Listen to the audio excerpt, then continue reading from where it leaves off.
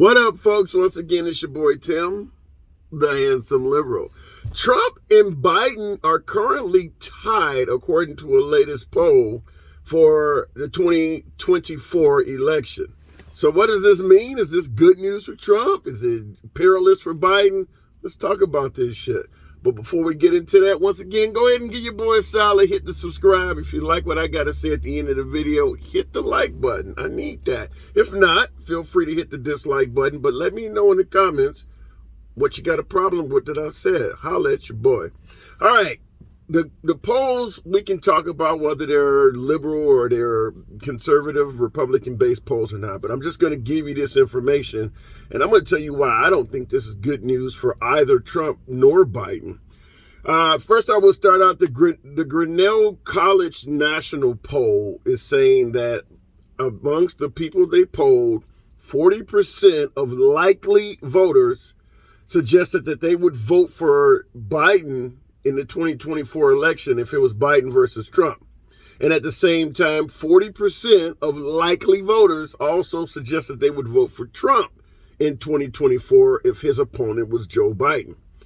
Now, that's only 80%. There's 14% that said they would vote for somebody else entirely other than these two gentlemen. And 4% said they wouldn't cast a ballot at all in this shit. So right now, in the 2024 election, according to this Grinnell National College poll, Trump and Biden are neck and neck. And I'm going to tell you why I don't think that is a good news for either one of them. Now, in addition to that poll, independents widely favor Trump. Right now, that poll is saying that Trump leads in terms of independents by a margin of 45% to 28%. That, to me, isn't surprising because during the age of Trump, when it's so unpopular to say you are a Republican, I've talked to a whole lot of very strong Trump supporters, and they supported Bush, and they supported Romney, and they supported McCain. And when you ask them, well, what party are you for? I'm an independent. No, you're not a fucking independent. You're a Republican, but you know it's unpopular to say that shit, so you're claiming independent. You're for gun, you're for the Second Amendment no matter what. You're pro-life. You're not a fucking independent. You are a Republican. And for some reason, they don't want to admit that. So when you hear 45% of independents will vote for Trump versus only 28% going for Biden, it's because a lot of those independents and people who are claiming to be independent are actually conservatives and Republicans that are not coming clean with themselves. So that poll doesn't surprise me. Quinnipiac is also showing, which is another poll, Quinnipiac poll. Once again, I'm not going to holler at you on whether I think they're liberal or whether I think they're Republican. I'm just simply saying this is another poll, and they're saying what all the polls are saying, and that is President Joe Biden's numbers are continuing to go through the fucking floor. He's doing terrible as far as the people of the United States are viewing him. You can argue back and forth. Do you think he's getting a fair shake or not? Doesn't matter. What boils down to it is how people perceive the job you're doing. And Joe Biden, the perception is that Joe Biden is not doing a good job in office. When they took the last poll back in May of 2021 of this year, his numbers were only at 49% at that point. When he got elected, he was in the 50s. So he's continued to fall, 49% in May. And they just did a poll last week. He's at 38%. He looks horrible. So how could any of this shit be bad for Trump? I mean, clearly everything I just discussed with you is looking bad for Joe Biden. So how could and why would I say that this shit looks bad for President Trump? It's because he's tied with this motherfucker. I mean, let's just be real. President Biden is in office. Most of the country thinks he's doing a bad job. I'm giving you poll numbers right and left, and the best Trump can do with this shit is tie it. When you look at Trump's record on the economy, on jobs, and he should be way the hell in front of this guy. He's tied, so he's not even beating him. So what does that say for Trump?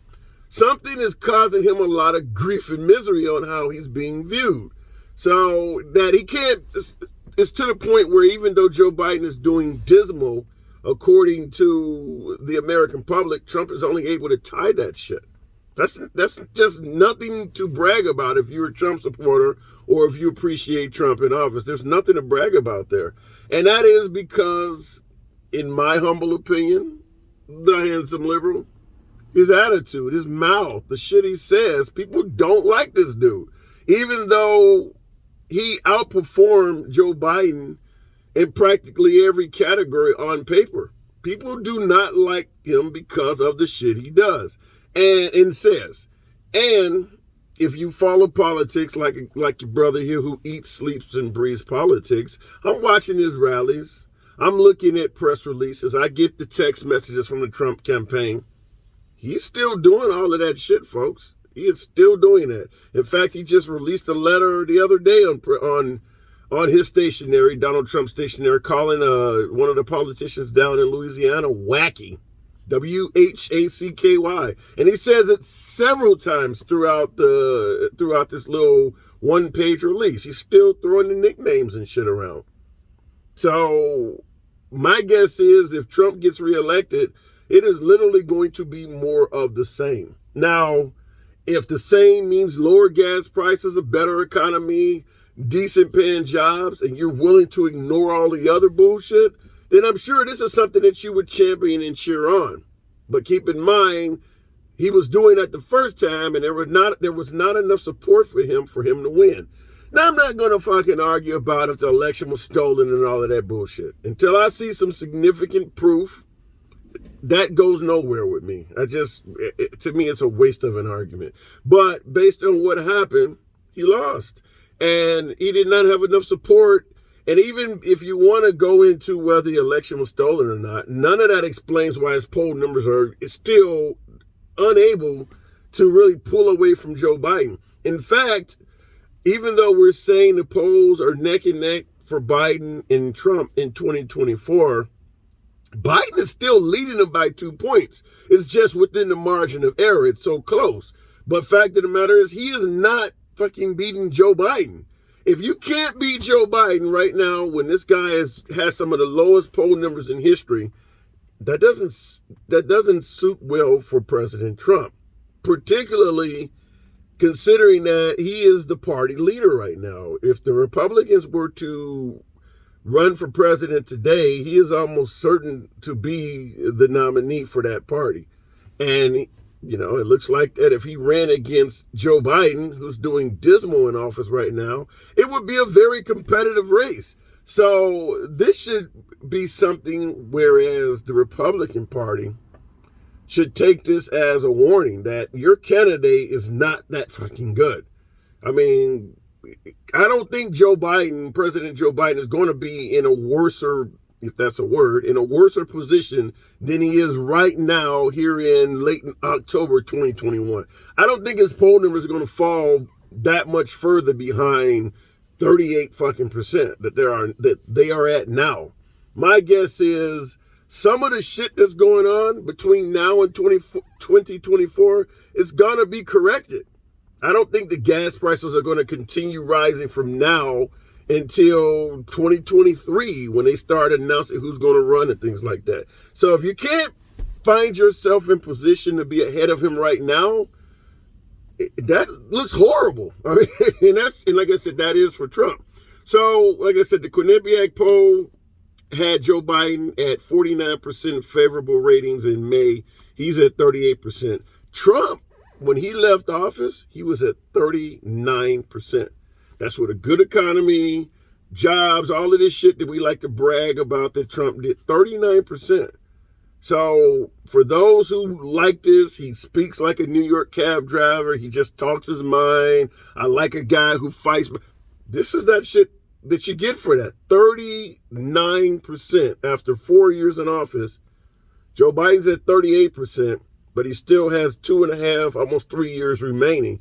So he certainly has enough time to clean that image up, knock it up to 40s. He probably won't go too much higher than 40s, 50s. If he gets up in that range, because Trump is not in office. So Trump is not in position to better his numbers. He left with a fucking 39% approval rating.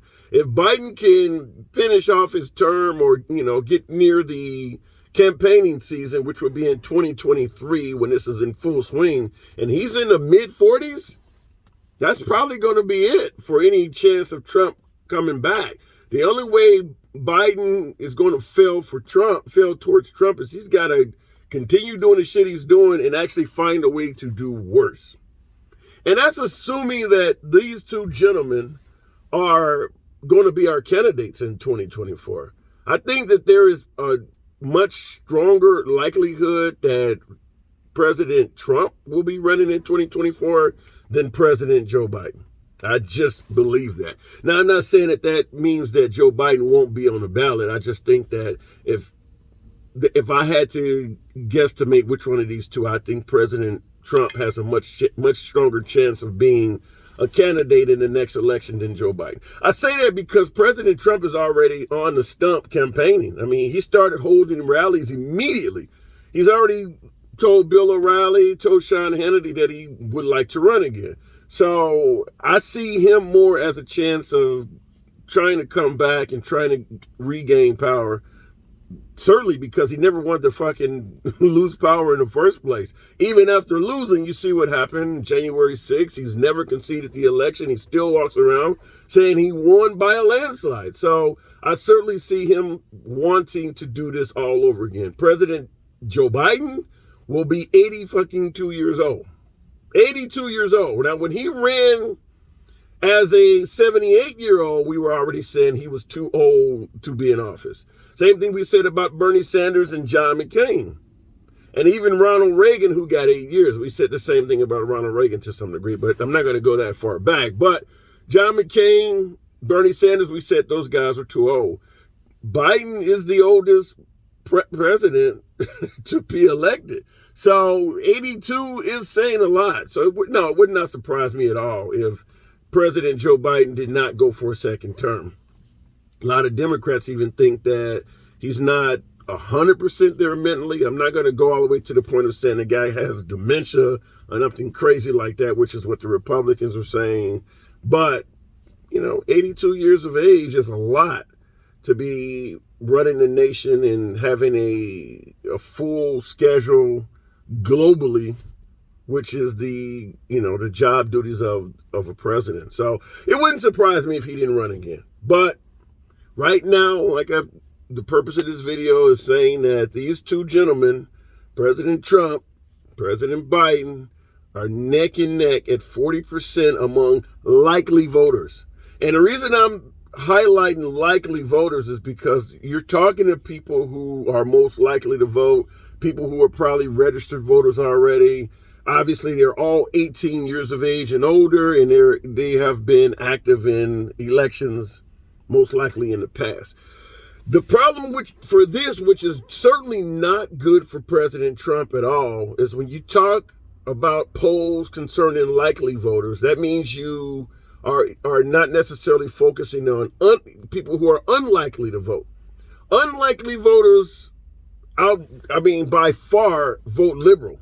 This is why anytime you have an election where there's a heavy turnout, particularly among minorities, because that's the group of people that generally don't show up to the polls, black people and Hispanics have a far lower turnout than whites. Certainly when they're under the age of 40. When you're young, you don't really give a shit about politics. And if you're a minority, it's even worse. So these are your unlikely voters. When they start showing up, your poll that you took among likely voters, it's fucking trash. This is what Obama was able to do. This is what Bernie Sanders was able to do. When you see these politicians and they're surrounded by all these young people, all these minorities, these are people that nobody fucking counted. And when they start casting ballots, all their numbers are skewed and screwed up. The Republican Party, on the other hand, normally do not command a lot of these people. And the reason I say that is because Republicans, from my own analyzation, in my opinion, tend to be more politically involved than Democrats do. Because there's not a huge minority population in the Republican Party. It's just generally mostly white people.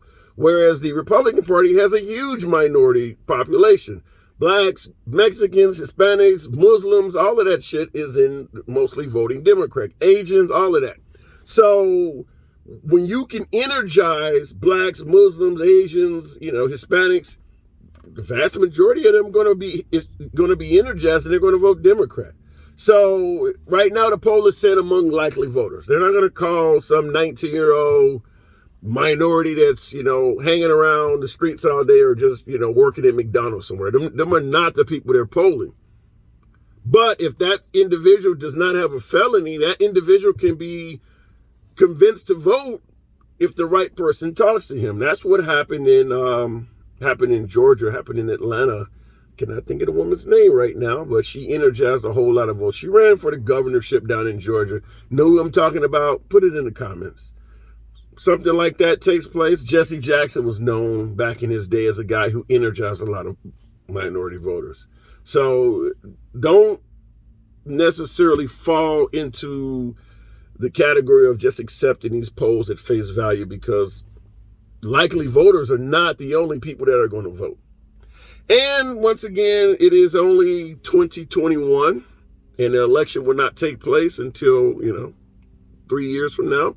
So it will be in November of 2023. So we're looking at another solid 2 more years before this will be the ballot will be cast. So or 2024 actually. So 3 years. So anything could happen between now and then. Gas prices could go up to $6-7 a gallon and destroy Joe Biden, or they could go back down to $1.50, $2 a gallon on average, and boost his entire career. Same thing with a war could break out. I mean, right now China's encroaching on Taiwan, and Joe Biden has just announced that if Taiwan is attacked by China, America will defend Taiwan. During times of war, we come together, and whoever is in office, that really helps them maintain power, because we tend to want to keep that person in, unless it's just a complete mishap. So we'll leave it at that. But what do you think? Do you think that the poll is off in deep space, putting these two gentlemen tied in the polls, 40% each? Or do you think that Trump is probably way the hell ahead of Joe Biden in reality? Or do you think it's the other way around? You think Trump has zero chance and Biden would almost certainly beat him in a re-election? What do you feel? I mean, you don't have to tell me how you voted in the comments, but answer this question. Do you have buyer's remorse? Did you vote for somebody, whether you voted for Trump or Biden, and wish you had voted the other way around? Holla at your boy. Anyway, this is, once again, Tim, the handsome liberal, bringing you the news on the polls. Certainly this will happen again. There will be polls taken in the future. As long as Trump keeps campaigning and keeps holding rallies, I'm certain that pollsters will be asking this question again. And if I can find some more right-wing and left-wing polls, say Rasmussen, which is notoriously known to be a right-wing poll, I will come to you with those results. But right now we got Quinnipiac and Grinnell College. Holla at your boy. Like what I had to say? Give me a like. I need that. If not, feel free to hit the dislike. But you gotta let me know, what the hell did I say that you think I missed out on? Tell me what I'm doing wrong. Catch you in the comments, and catch you in the next video.